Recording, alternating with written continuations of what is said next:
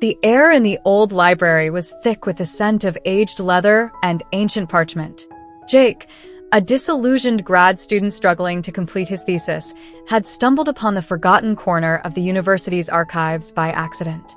His curiosity led him to an unmarked book bound in deep crimson leather. The gold lettering on the spine had faded to near obscurity, but under the dim light, he could just make out the title, Treatise on Transformational Pacts.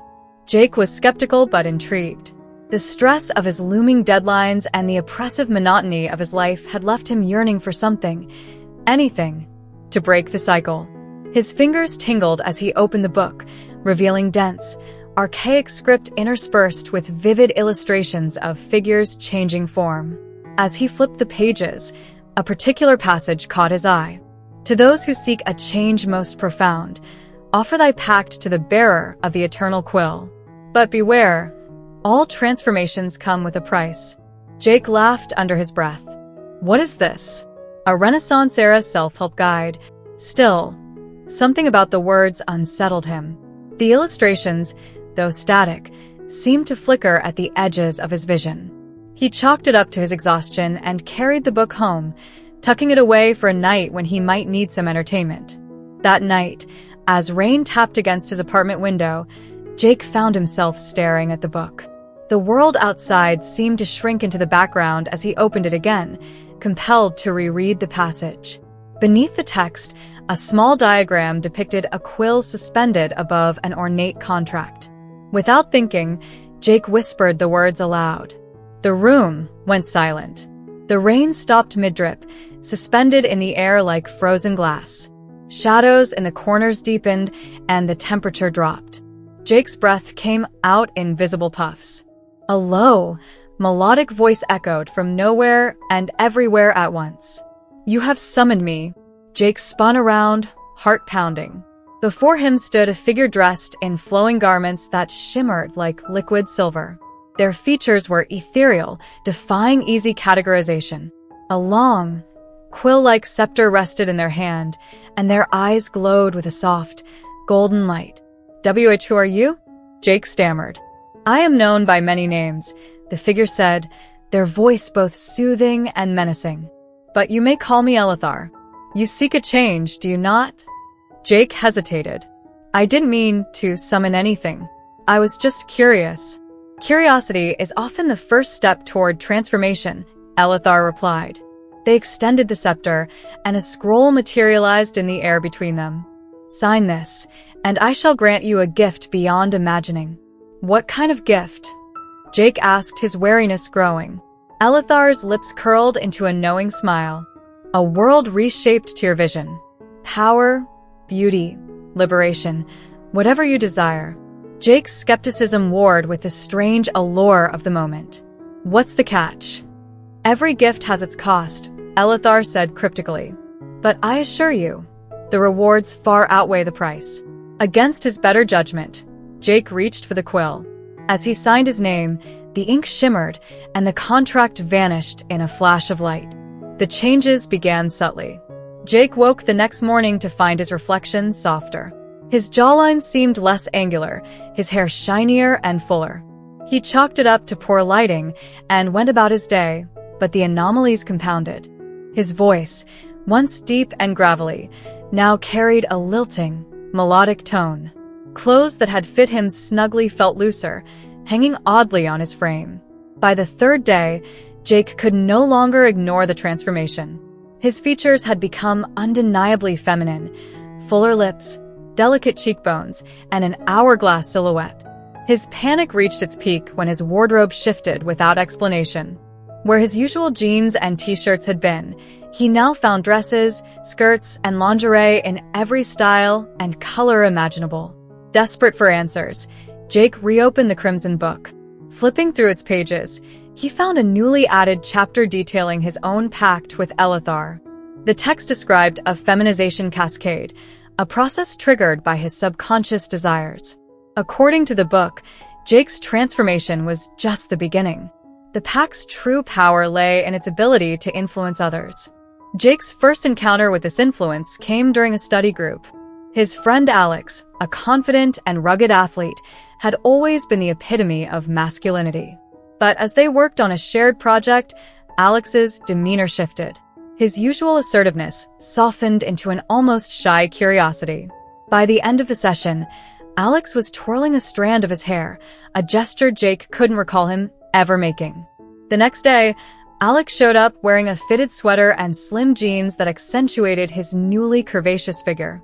His voice, like Jake's, had taken on a higher pitch. Alex seemed oblivious to the change, acting as if his feminized appearance were perfectly normal. Jake was horrified and fascinated. He began noticing similar shifts in other people around him. Men in his classes adopted softer mannerisms and clothing styles, while women exuded an aura of heightened femininity. The changes were subtle at first, but grew more pronounced over time. Elethar appeared again as Jake wrestled with his guilt and confusion. "Why is this happening?" Jake demanded.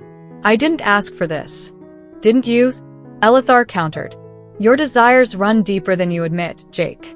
You yearn for a world unshackled from rigid binaries, a place where femininity is celebrated and embraced by all." "But this isn't what I wanted," Jake argued. "People are losing themselves." "On the contrary," Elethar said. "They are finding new facets of their identities. Your pact is a catalyst for change, not destruction." Jake wasn't convinced. He began researching ways to reverse the effects but found no clear solutions. The more he tried to resist, the more pervasive the changes became. Entire neighborhoods transformed, with men and women alike adopting fluid, glamorous appearances. Clothing stores, media, and even language began to reflect a world where femininity was the norm. As weeks turned into months, Jake noticed something unexpected. While some people resisted the changes, many embraced them. Formerly rigid social hierarchies crumbled as traditional gender roles dissolved. Creativity flourished in this new world of self-expression. Jake's initial fear gave way to a grudging admiration for the beauty and freedom surrounding him. Still, the weight of his responsibility nagged at him. He sought out Elethar one final time, determined to confront the enigmatic being. "You've made your point," Jake said when Elethar appeared. "But it's too much. The world wasn't meant to be this way." Elethar regarded him with a mix of amusement and compassion. "The world was never meant to be any particular way, Jake.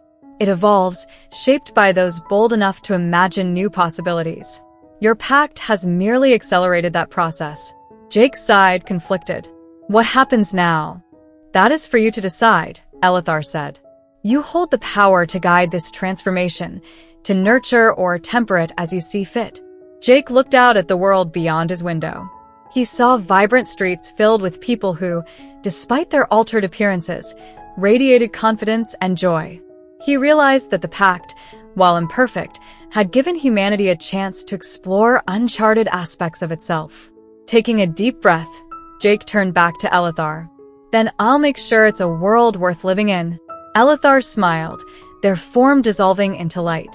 The transformation was far from over, but Jake felt a renewed sense of purpose.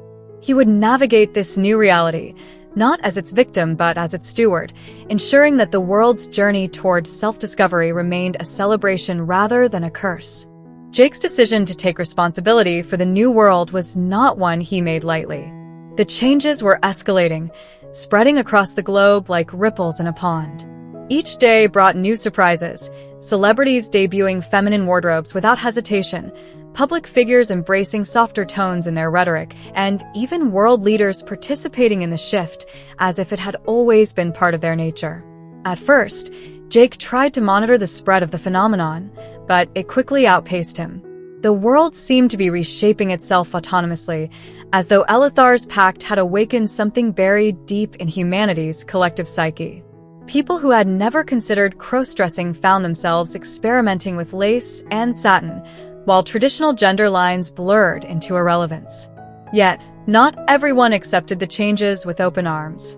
In some areas, resistance groups formed, denouncing what they called the feminization plague. Conspiracy theories spread online, blaming everything from government experiments to alien invasions. Jake, feeling the weight of his unintentional influence, decided he needed to act before the world descended into chaos. Jake started small. Using his newfound charisma, a byproduct of his transformation, he reached out to key influencers and leaders. His voice, now gentle yet commanding, seemed to carry an almost hypnotic quality that made people listen. He began hosting conversations about the changes, framing them not as a loss of identity, but as an opportunity to explore hidden facets of humanity. "You're not losing who you are," Jake explained during one of his live streams, which had garnered millions of viewers worldwide. "You're gaining the freedom to be more, to express yourself in ways you never thought possible." His words struck a chord. People who had resisted the changes started to reconsider. Forums filled with stories of individuals who had discovered joy and creativity in their newfound femininity. A construction worker named Dan shared how he'd taken up sewing and found it therapeutic. A politician admitted that adopting a softer persona had made her more empathetic to her constituents. However, not everyone was convinced. One evening, as Jake scrolled through his social media feeds, he saw a post from an anonymous user accusing him of being the cause of the transformations. The post included a grainy, zoomed-in photo of Jake entering the university library where he'd found the Crimson Book. The caption read, "The source of the plague? This man must be stopped." Jake's heart sank. The secret he'd been keeping was out. Within days, protests erupted outside his apartment. Angry chants filled the air as people demanded answers. Jake peered through the blinds, his anxiety mounting. Among the crowd, he spotted Alex, his once masculine friend who now radiated confidence in a lavender dress. Alex caught Jake's eye and gave him a reassuring nod. Taking a deep breath, Jake stepped outside. The crowd fell silent as he approached, their anger replaced by curiosity. "I know you're afraid," Jake began, his voice steady. "I was too when this all started. But this isn't a plague.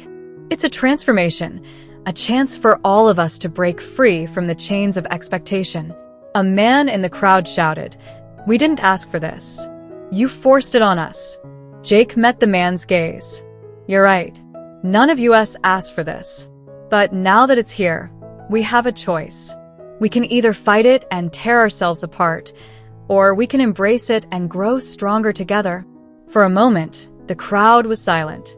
Then Alex stepped forward. "Jake's right. I was scared at first, too. But I've never felt more like myself than I do now. This change isn't about losing who you are, it's about discovering what else you can be." The tension in the air eased. One by one, people began to disperse, leaving Jake and Alex alone on the street. "You handled that well," Alex said with a smile. "Thanks," Jake replied, though his nerves were still frayed. But this is far from over. Jake knew he needed to find Elethar again. If anyone could help him stabilize the transformation, it was the enigmatic figure who had started it all. But summoning Elethar was proving more difficult than before. The Crimson Book had gone blank, its pages refusing to yield any new information. Frustrated, Jake decided to return to the library where he'd first found the book. As he stepped into the dimly lit archives, he felt a familiar chill. The air thickened, and the shadows deepened. "Elethar," Jake called, his voice echoing through the room. "I know you're here."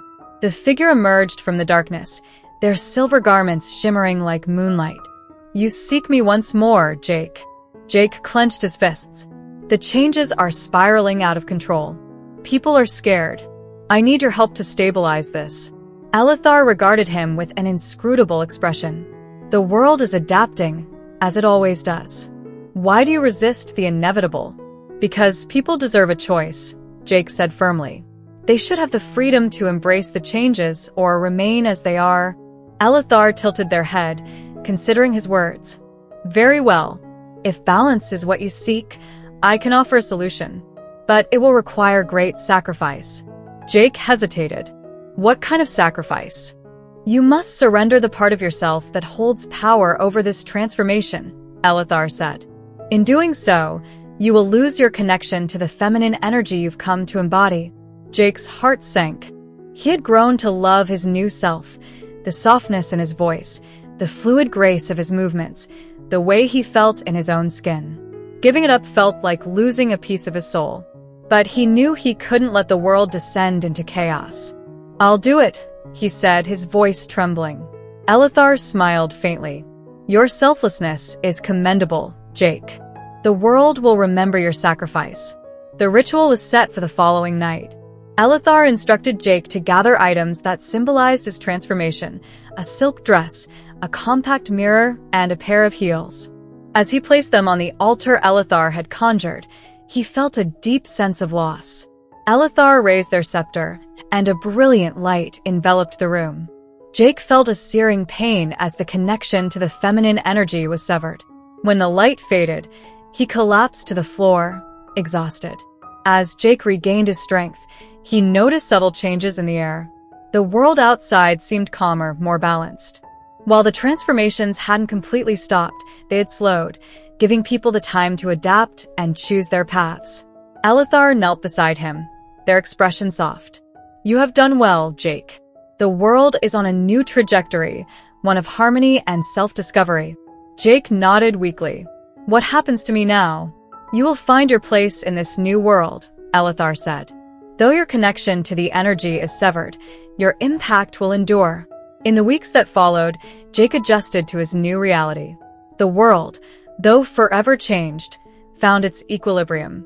People embraced a spectrum of identities, blending masculinity and femininity in ways that defied traditional labels. Jake, no longer the catalyst of the transformation, dedicated himself to helping others navigate their journeys. He became a counselor, guiding those who struggled with the changes and celebrating those who thrived. Though he had sacrificed a part of himself, Jake found peace in knowing he had helped create a world where people could truly be themselves. And every so often, when he looked in the mirror, he thought he could see a glimmer of the feminine energy that had once been his, a reminder of the pact that had reshaped humanity and the man who had dared to embrace it. The world, Jake realized, was more beautiful than he could have ever imagined. Thank you so much for watching till now. It means the world to have you here. This community is all about empowering each other and celebrating the incredible journeys of everyone on their path to living authentically. If you're ever feeling lost or alone, remember you have a whole family here for you. Hit that subscribe button, smash that like button, and let's keep inspiring each other, sending you all the love and strength in the world. Until next time, live your life by your rules.